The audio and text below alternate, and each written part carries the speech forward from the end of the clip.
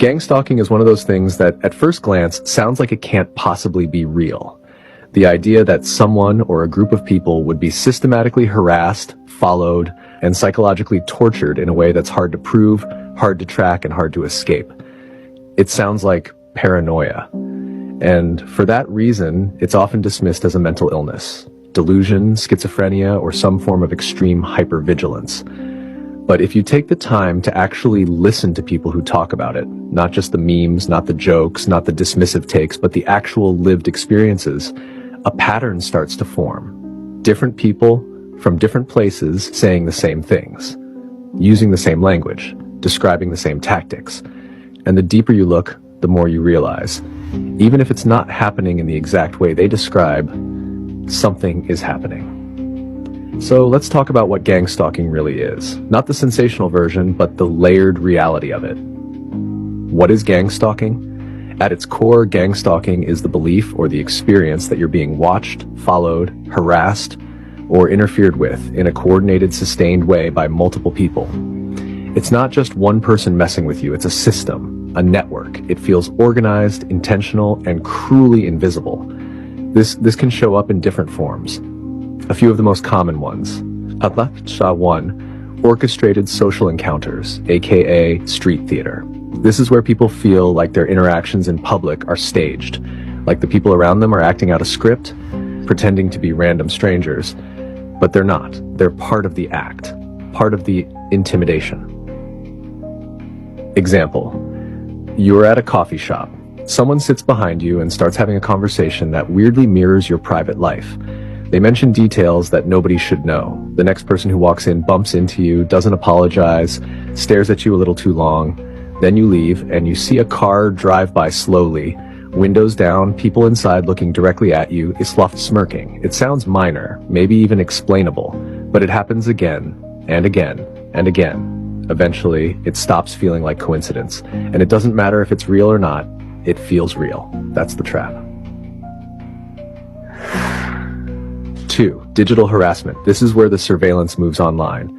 People who believe they're being gang-stalked often report their phones acting strange, conversations being repeated back to them, or personal information being leaked or used against them. It's like their entire digital life has been infiltrated. Examples. You send a text to a friend about something specific, and later that day, strangers online seem to be referencing it indirectly. You notice your emails being read before you open them, or they're marked unread when you know you didn't open them yet. Your phone lights up at odd hours, or apps open and close without you doing anything. A private photo is leaked, or an old post is used to humiliate or discredit you. This isn't just trolling, it feels like targeted digital warfare, and sometimes it's tied to bigger systems, like data mining, facial recognition, or predictive policing. 3. Noise campaigns. These are repeated, intentionally disruptive sounds meant to create agitation. It could be construction outside your window every single day, or loud knocking from neighbors at the same time every night.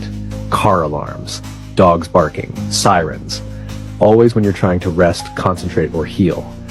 Example, you try to meditate and a motorcycle revs its engine right outside your window. You change locations, it happens again. You move cities, and somehow the pattern continues. It's the noise itself, it's the timing, that's what starts to break people down. That's what starts people down.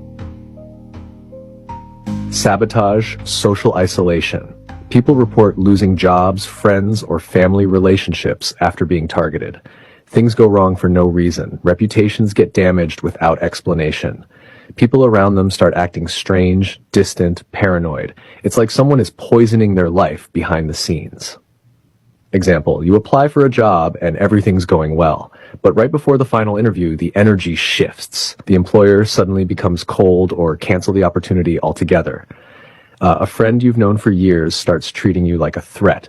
People avoid your eyes, or you overhear whispers, conversations about you that you were never meant to hear.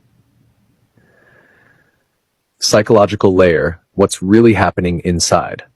When someone goes through this repeatedly, it changes their brain. The constant stress, the unpredictability, the loss of control, it rewires how they interpret the world. They enter a state of hypervigilance. Fight or flight becomes a daily baseline. Sleep disappears. Joy fades. Everything becomes suspicious. And here's the thing. Whether it's truly happening or not, the psychological experience is real. That's why gang stalking is so hard to talk about, because if someone feels like they're being hunted, the trauma they experience is real, even if the source is unseen or denied. Psychoanalytic layer, the unseen mind. On a deeper level, some believe that gang stalking represents a fragmentation of the psyche, a war between the conscious self and the unconscious self, the part of you that wants to grow, expand, and heal, versus the part of you that still believes you deserve punishment, shame, or exile. In this framework, the stalkers are symbolic. They're a reflection of inner wounds manifesting externally. That doesn't mean they're imaginary. It means they might be energetically created by an unresolved inner world, especially if someone has a trauma history or has been violated by institutions before. Historical and real-world precedent. Gang stalking doesn't exist in a vacuum. There are real-world programs that have mirrored these tactics. COINTELPRO, FBI, black activists were followed, discredited, and psychologically broken down. Phone taps, false rumors, infiltrators in their inner circles. The goal was to neutralize and destroy. Stasi, East Germany.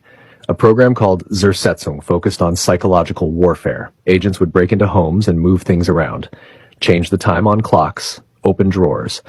The goal was to make the target question their sanity and feel completely alone. So when people describe gang stalking today, it's not just fantasy. It has historical roots in state-sponsored oppression. Energetic, spiritual perspective. In spiritual terms, some believe that people being gang stalked are light carriers or chosen souls, people with high vibration who threaten the control systems. In that context, gang stalking becomes a spiritual war. Some say entities, physical or not, feed off the fear, paranoia, and emotional exhaustion it creates. They need the target to break down, isolate, or give up. And when that person rises instead of folds, they often become powerful beyond measure. So the attacks increase. From this lens, gang stalking isn't just harassment. It's a test of will, identity, and spiritual sovereignty. Why it's dismissed so easily? Because it's invisible. Because it's hard to prove. Because it makes you sound crazy. It's the perfect crime, and it thrives in silence. That's why when people speak out, they're often met with laughter, doubt, or accusations of mental illness. But the ones who've lived it don't laugh.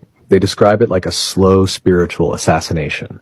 And the scariest part, the world around them keeps telling them it's all in their head.